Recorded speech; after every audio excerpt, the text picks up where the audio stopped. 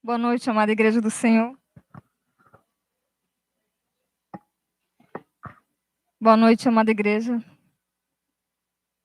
Alô? Boa noite, amada Igreja do Senhor. Que louvores lindos, né? O Senhor nos faz um projeto dele. E é muito forte essa palavra. Nós somos um projeto de Deus. Nada pode mudar. Só a nossa decisão mesmo, as nossas escolhas. Mas Deus nos projetou para fazer uma grande obra em nossas vidas. Amém, igreja?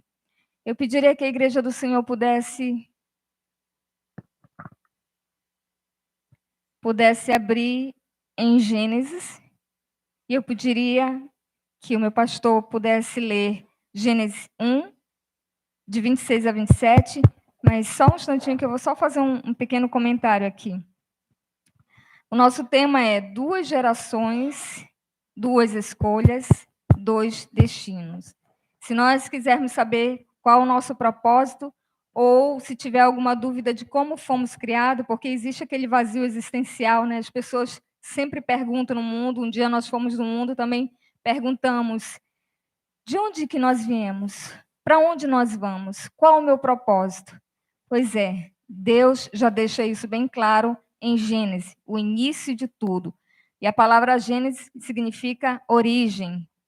Então, eu pediria agora que meu pastor pudesse ler o capítulo 1, de 26 a 27.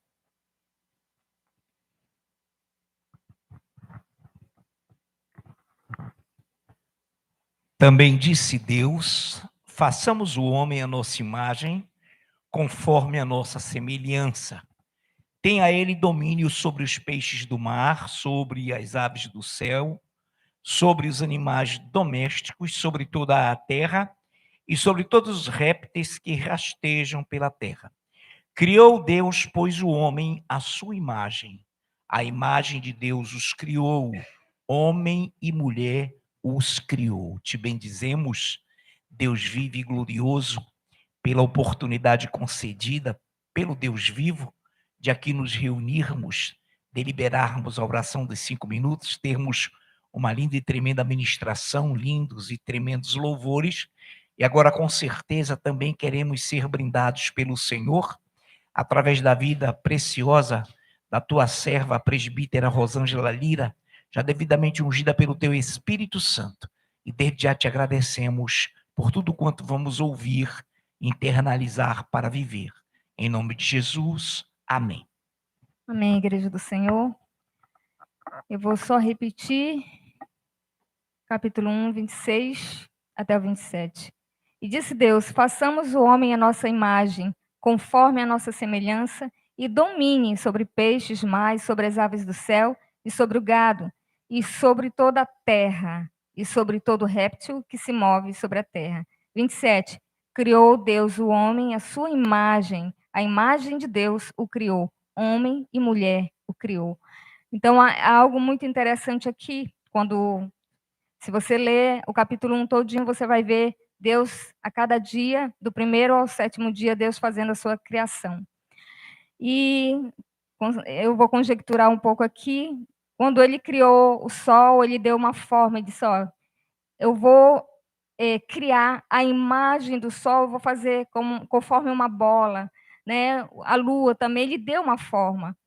E os animais também, todos eles, uma diversidade de animais. A flora, Deus é um Deus poderoso e um Deus grande, né? Quando você vê os detalhes, a flora, quando você vê os animais, coisas lindas, né? Você vê a natureza, você vê como é grande o nosso Deus. E quando ele chegou para criar o homem, ele disse, não criou de qualquer imagem, ele disse, vamos criar o homem à nossa imagem, à nossa semelhança. Que coisa linda! Deus criou a sua imagem e semelhança. Que privilégio, igreja, nós temos. Somos o único ser que raciocina, que pensa, que faz escolhas. Somos o único ser criado à imagem de Deus. E dentro disso, no capítulo 2, 8, o que é mais lindo, quando Deus criou todas essas coisas, Deus também antes de formar o homem, Deus primeiro criou um lugar para ele estar. E algo muito lindo, a Bíblia diz que ele criou um lugar chamado Éden. Gênesis 2:8 fala: e o Senhor Deus havia plantado um jardim na região do Éden, no oriente para o lado do leste, e ali colocou o ser humano que formava. Então Deus criou tudo antes para que o homem pudesse usufruir daquela grandeza, daquilo que daria prazer ao homem e trazer ao homem. E às vezes eu parei assim quando eu estava estudando para pensar, porque antes a gente fala, né, Jardim do Éden, a gente liga como se fosse uma única coisa, mas jardim e Éden são coisas separadas. Jardim é um cercado, estava procurando o significado de cada uma delas. E o Éden era um lugar. Então, aqui em Gênesis 8 fala assim: Deus havia plantado um jardim no Éden. Então, estava ali aquele lugar e Deus resolveu colocar um jardim lá. Gênesis 2:15 fala assim: assim o Senhor Deus tomou o homem e colocou no jardim do Éden, para zelar por ele e nele fazer as suas plantações. Então, Deus, nesse jardim também, Deus se apresentava ali. O homem poderia andar pelo Éden, mas havia um lugar que Deus proporcionou, que ali ele visse a glória do Senhor, ali ele ouvisse a voz do Senhor, ali ele visse a manifestação do Senhor, como Deus sempre fez, como sempre faz. Assim ele faz conosco. Nós podemos andar pelo mundo, mas existe um lugar em que Deus se apresenta. Existe um lugar que ele se manifesta poderosamente. Existe um lugar reservado só para nós e para Deus. Amém, igreja? Então, jardim do Éden jardim significa cercado. Outro significado também significa parque. E o Éden, no hebraico, significa felicidade, prazer, deleite. Significa paraíso também. Então, Deus sempre vai preparar um lugar para se encontrar com o seu povo. Assim foi, eu fiz uma comparação, né, do jardim com o Santo dos Santos.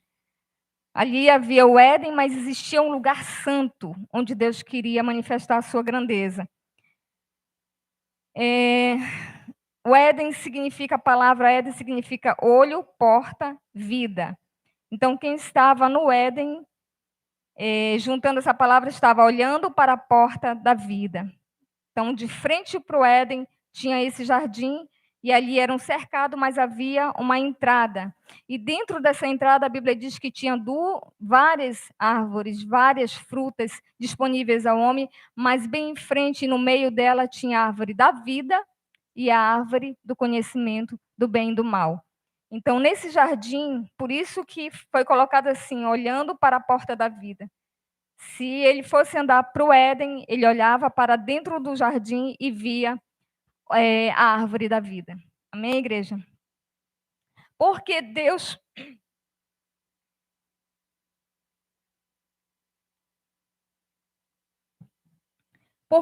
colocou no jardim a árvore da vida? Foi outra pergunta.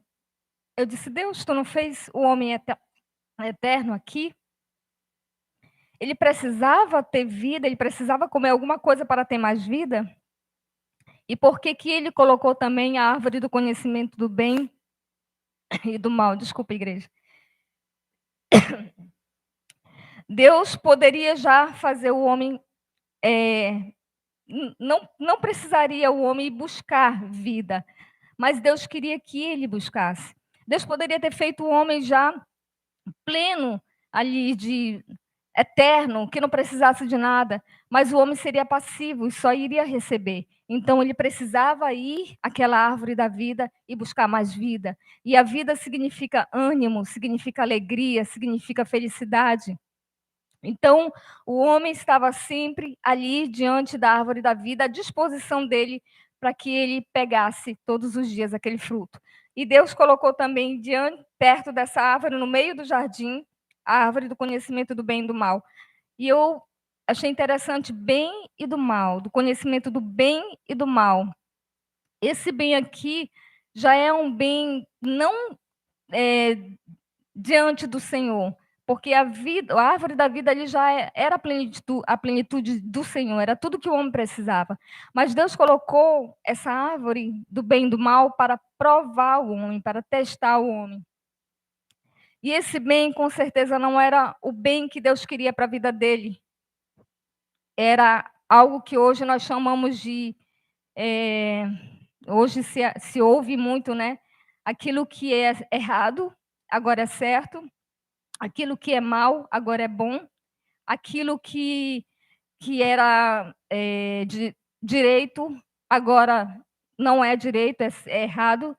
Então, esse seria esse bem, essa proposta, né? E o homem, assim, teve o livre-arbítrio. O que é o livre-arbítrio? Justamente a capacidade do ser humano ter de tomar decisões por conta própria. Deus deu essa capacidade. Deus não nos fez robôs. Deus nos fez com capacidade de tomar decisão por conta própria. Amém? Tomar uma decisão baseada na nossa vontade.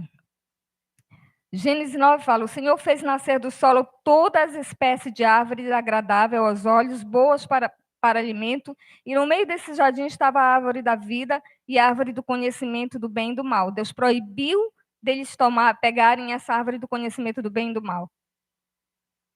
Qual a advertência de Deus? Versículo 16 do capítulo 2. Ordenou o Senhor Deus, dizendo: de toda árvore do jardim podes comer livremente.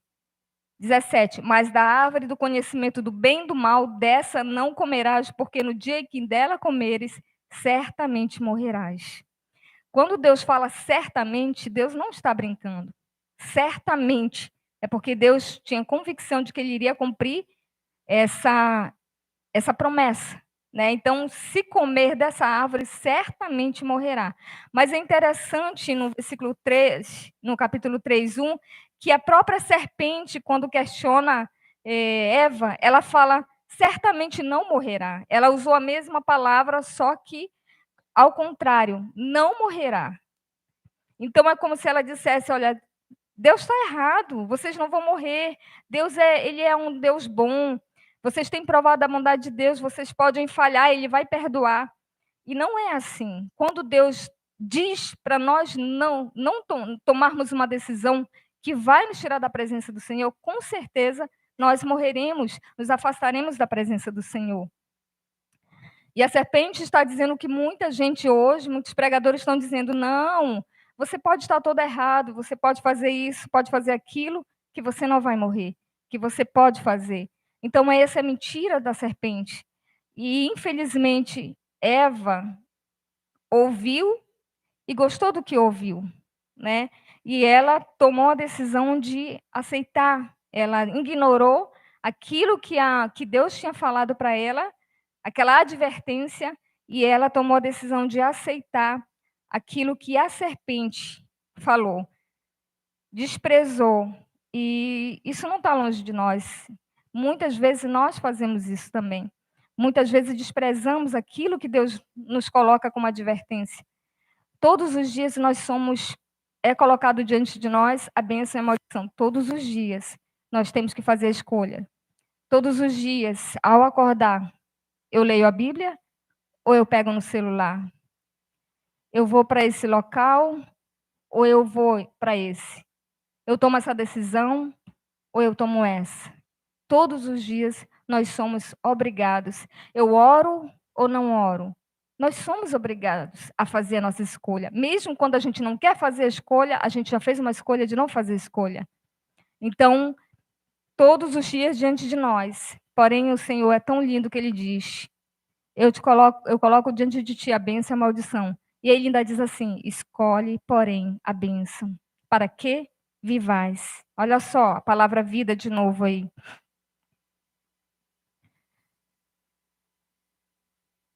Muitas vezes acreditamos na voz do diabo porque a voz do diabo nos parece mais agradável. Ele faz aquilo que a nossa natureza, ele fala aquilo que a nossa natureza quer ouvir, né?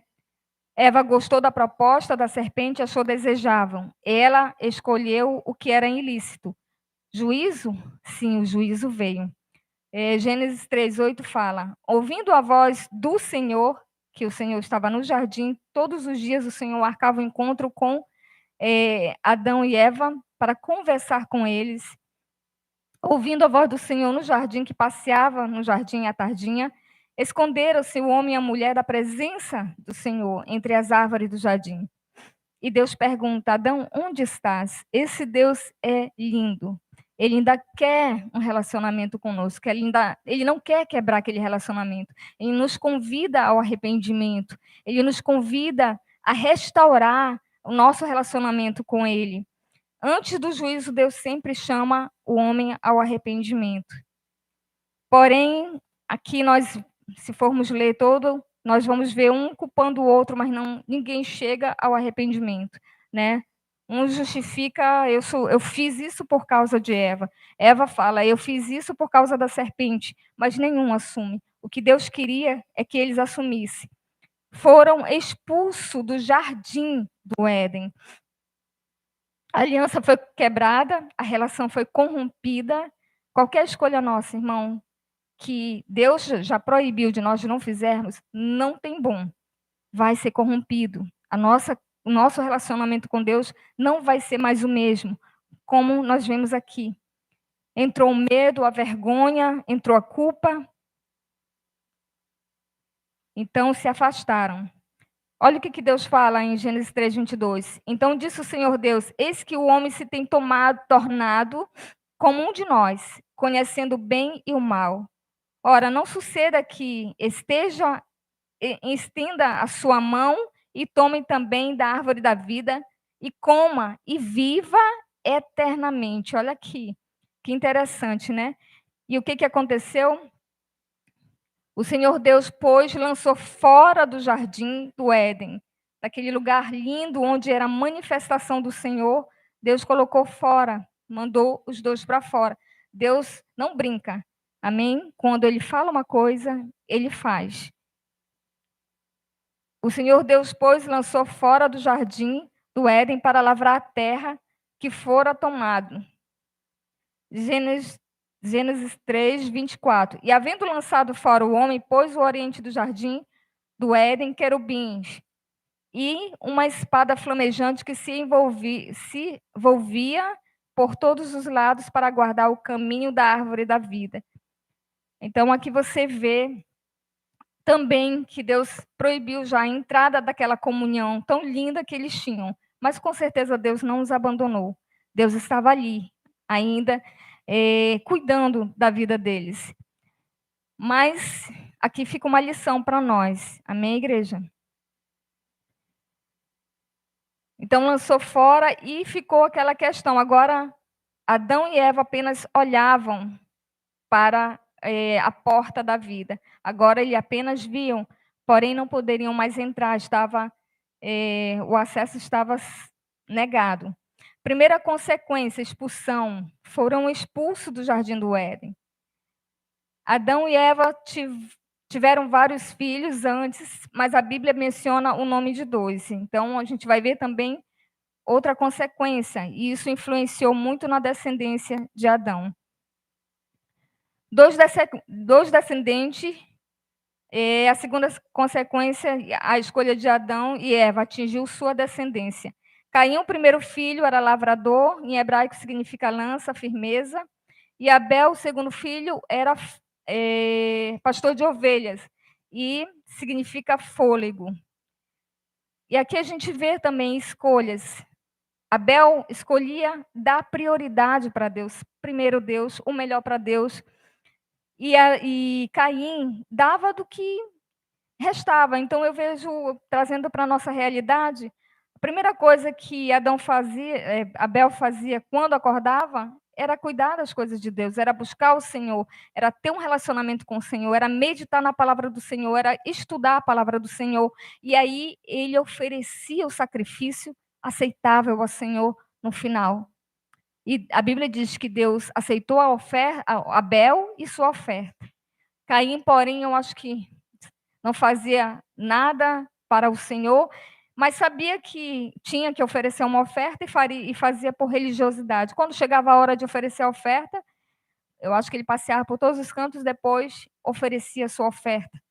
E a Bíblia diz, porém, de Caim, de sua oferta, Deus não aceitou. Duas escolhas também. Qual foi a consequência? Caim matou Abel. Eva, pela sua escolha, que foi enganada dizendo que não, Deus não vai fazer nada, Deus vai perdoar seus descendentes. Praticamente ela perdeu 2 filhos, né? Um morreu e o outro saiu da presença do Senhor e foi para bem longe, para a terra de Nod. A palavra Nod significa vadio, significa exílio. Então ele foi e virou escravo. E uma coisa interessante também no nome de Caim é que a Bíblia em hebraico significa abate adamá, que significa servo da terra. Eu posso dizer que ele se tornou servo do sistema desse mundo, né? E é o que acontece com nossas vidas quando nós não damos a prioridade do Senhor. Nós nos tornamos servos dessa terra, desse mundo, desse sistema. E nós temos que ter cuidado com isso e guardar aquilo que Deus nos deu, que é o seu Espírito Santo, e zelar por ele dentro de nós e ouvir os apelos dele quando ele disser, porque Deus nos deu o seu Espírito, irmão.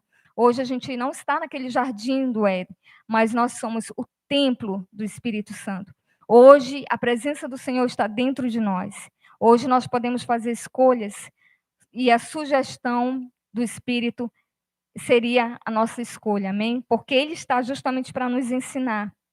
Olha, vai por aqui, não faz isso, cuidado com isso. Não podemos abafar a voz do Espírito, não devemos entristecer a voz do Espírito, porque hoje a manifestação do poder de Deus está nesse templo, que é o seu corpo, que é a sua vida, amém?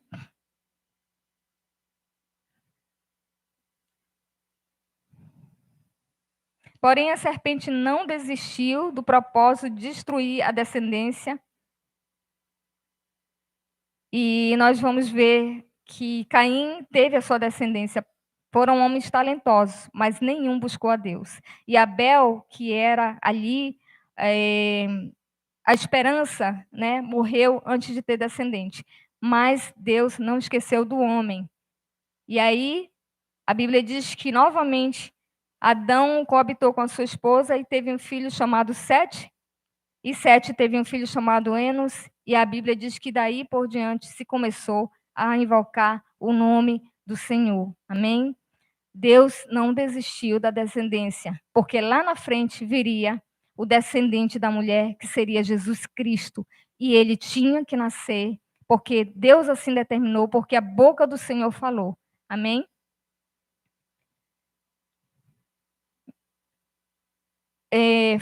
Mostrando agora também o poder da decisão de Caim. Antes dele matar o irmão dele, o Senhor falou com ele e disse: olha, deixa eu ver aqui. Por que caiu o teu semblante? Então o Senhor abordou Caim: por que estás furioso? E qual o motivo do teu rosto ter se transtornado? Se procederes bem, não é certo que será aceito. Entretanto, se assim não fizeres, sabe que o pecado espreita a tua porta e deseja te destruir. A ti, porém, convém vencê-lo. Nós temos a capacidade de escolha. Nós temos o poder, nós não somos escravos. Deus já nos libertou, o diabo não pode mais nos dominar. Ele não pode determinar regras para nós. Nós somos livres. Deus nos deu a liberdade, rasgou o escrito de dívida que há sobre nós. O diabo é aquela voz que diz: você não consegue, mas Deus diz: você consegue, tudo você pode em mim. Então Deus, ele diz que quando ele criou o homem, ele deu o poder para governar. Ele deu domínio sobre todas as coisas. Nós temos o domínio. Nós podemos governar a nossa natureza humana com a ajuda do Espírito Santo. Nós podemos sim, não podemos escutar a voz do diabo dizer, não, eu não consigo, eu sou fraca, isso daqui é muito forte para mim. Não, igreja, nós podemos, todas as coisas nós podemos naquele que nos fortalece. Maior é o que há em nós do que o que há no mundo. Nós temos esse poder de decisão, Deus nos capacitou para isso. Nós podemos sim.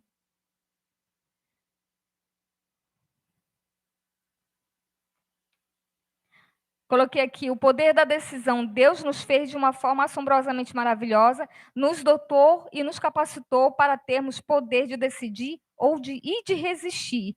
A neurociência explica que existe uma parte do cérebro do ser humano que se chama córtex pré-frontal. Ele é a parte do nosso cérebro que toma decisões. Ele é o cara que faz uma pergunta antes de tomar a decisão. Você sabia? Que antes de você tomar a decisão, o teu consciente pergunta: isso vai fazer bem para mim? Será que isso é o que Deus quer? Será que isso vai me fazer feliz? Será que esse relacionamento veio de Deus? Será que isso daqui realmente vai me levar ao propósito de Deus? Nós temos essa capacidade de fazer pergunta porque Deus nos fez assim. Antes de tomarmos decisões, nós podemos fazer essa pergunta. Deus, ele é tão lindo que ele nos deu essa capacidade e nós podemos fazer. E nós mesmos respondemos, porque nós temos a lei no nosso coração e nós podemos dizer não, isso não veio de Deus. Mas aí é como Eva, ela sabia tudo, porque a serpente perguntou: é assim que Deus faz? É assim que Deus falou? Ela disse: não, não foi assim que Deus falou. Então ela tinha todo o conhecimento, mas mesmo assim ela decidiu. Né? Então, Deus nos deu essa capacidade. Nós podemos decidir, nós podemos fazer questionamentos. Né? Não, Senhor, não foi isso que tu me deu, não é isso que tu quer para a minha vida. Deus, eu não sou escrava disso daqui, eu sou livre, tu me fizeste para ser livre. Nós podemos, igreja. Esse questionamento é bom para tomarmos a decisão, antes de tomarmos qualquer decisão. Amém? Agora, é interessante.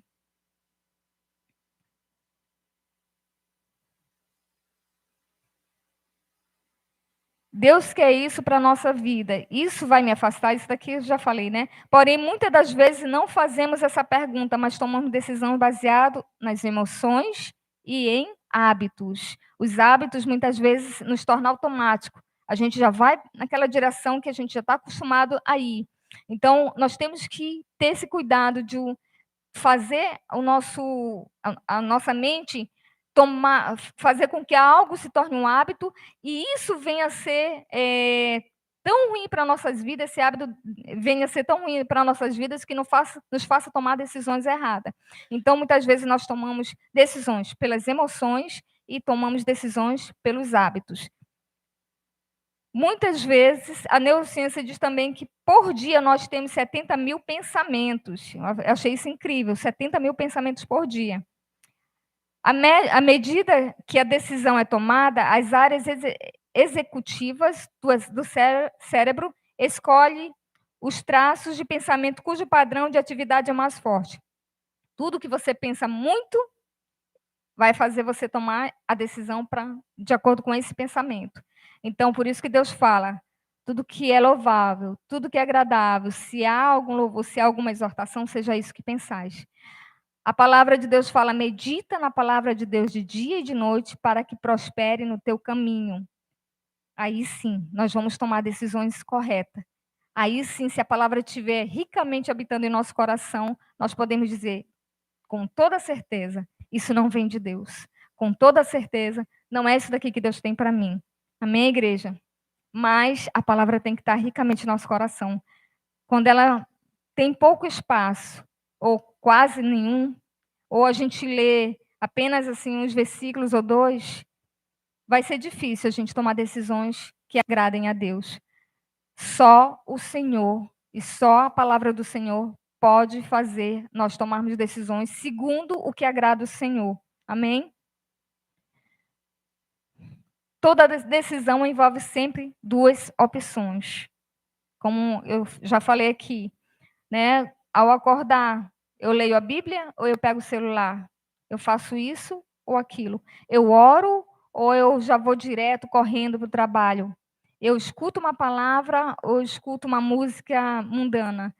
Então, nós todos os dias estamos fazendo escolha. eu vou para a igreja ou eu fico aqui na Netflix? Porém, as consequências de uma má escolha são trágicas. Eva não parou para ver as consequências. Ela pensou naquilo que era rápido para ela conseguir, que traria prazer momentâneo, prazer rápido, né? Mas ela não pensou no que Deus falou. Certamente morrerá. Ela não pensou nisso. O que aconteceu? Perdeu praticamente 2 filhos, né? A consequência foi trágica, porque um filho assassinado é trágico. Então, é muito sério isso. A gente tem que pensar. Davi, um homem segundo o coração de Deus, fez uma escolha, não foi para a guerra. Uma escolha só que um abismo chama o outro, né? Ele coabitou com a esposa de um homem, não lembro agora, pastor Urias. Depois, ela disse que estava grávida, ele teve que matar o homem. E o que aconteceu? A casa dele vivia em guerra, ele viveu em perseguição. Se eu não me engano, 2 filhos morreram. Então, uma foi violentada. Então, foi trágico também. Um homem segundo o coração de Deus. Uma escolha. Uma escolha. E teve esse destino. Perdeu também seus filhos. Então, nós temos que ter esse cuidado.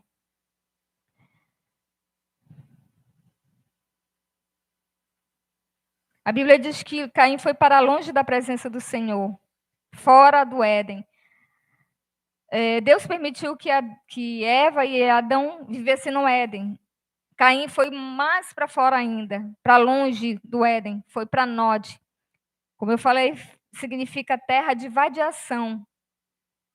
Vivia entre 2 pensamentos, não sabia o que escolher, exílio, fugitivo e a palavra também errante. Descendente de Caim, Enoque, mas não foi o Enoque, servo do Senhor. Irade, Mejuel, Matusalém. Mas eu vou pegar aqui 2 descendentes. Não, um descendente.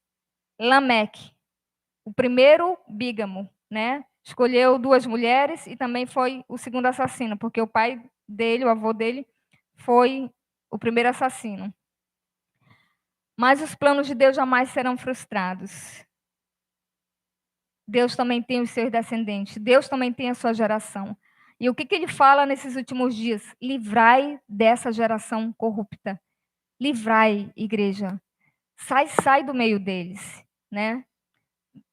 Então, Deus, não é que a gente vai sair do meio deles, mas não vamos ouvi-los. A Bíblia diz que bem-aventurado o homem que não anda no conselho dos ímpios, não se detém na roda dos escarnecedores, né? Não fica com os pecadores, antes tem o seu prazer na lei do Senhor e nela medita de dia e de noite. A Bíblia diz que ele será como árvore plantada junto ao ribeiro de águas e dará o seu fruto na estação própria e tudo o que fizer prosperará.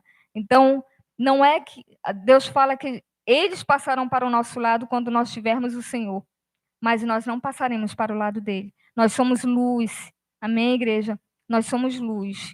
E se nós mantermos sempre o nosso foco no Senhor e buscarmos sempre o Senhor, nós vamos com certeza fazer as melhores escolhas e vamos chegar ao propósito que Deus quer. Não vamos ficar como Caim, errante. Nunca chegou ao propósito, né? E o interessante em Gênesis, eu não cheguei a pegar, mas eu cheguei a ler, que fala que quando Adão fez lá a genealogia, não colocou, se vocês forem ler, não colocou Caim. Caim está fora da genealogia. Então, para você ver como foi, as escolhas é um preço alto se a gente não fizer segundo a vontade do Senhor. Porém, se nós fizermos escolhas sempre pelo Senhor, pode ter certeza que a gente vai chegar no destino que o Senhor quer. Amém, igreja?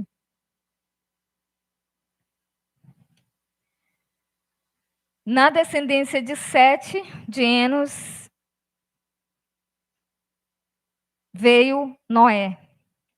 Noé, depois, lá na frente, Abraão, e veio os descendentes, que a Bíblia diz que invocam o nome do Senhor. Que nós venhamos a fazer parte dessa descendência. As minhas escolhas me mostram qual geração eu pertenço. Amém? Está muito claro aqui. Há 2 gerações. Uma dos filhos dos homens, filhos da terra, servo desse sistema, e uma dos filhos de Deus. Não somos servos desse sistema. Não fazemos o que esse sistema manda. Amém, igreja? Nós não fazemos, em nome de Jesus, não aceitamos as imposições deles, não aceitamos o que eles oferecem para nós, não aceitamos as suas iscas, nós buscamos sempre o que Deus nos oferece. É isso que está no nosso coração.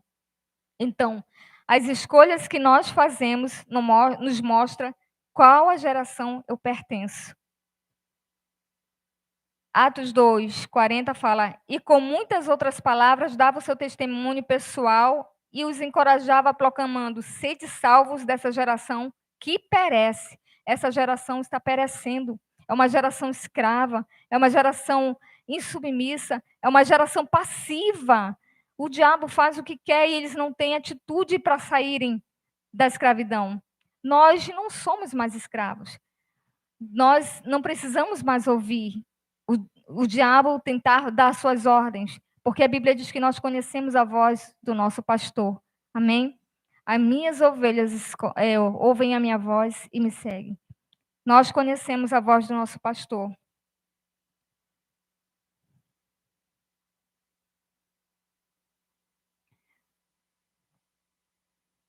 É, 1 Pedro, já estamos finalizando, tá? 1 Pedro 2, que é sempre ministrado aqui. Olha só, igreja. 1 Pedro 2, 9 e 10 fala assim: porém, vós sois geração eleita, sacerdócio real, nação santa, povo de propriedade exclusiva de Deus, cujo propósito é proclamar as grandezas daquele que vos convocou das trevas para a sua maravilhosa luz. 10. Vós sim, que antes não éreis sequer povo, mas agora sois povo de Deus. Não tinha recebido misericórdia, contudo, agora a recebeste. Nós somos geração do Senhor. Nós somos a geração que vai ser arrebatada. Nós somos a geração que vamos nos encontrar com o Senhor. Essa geração, a Bíblia diz que é diferente da geração dos filhos dos homens. Nós somos filhos de Deus. Amém, igreja? Eu pediria que os irmãos do louvor já pudessem se aproximar, eu pediria que meu pastor pudesse orar.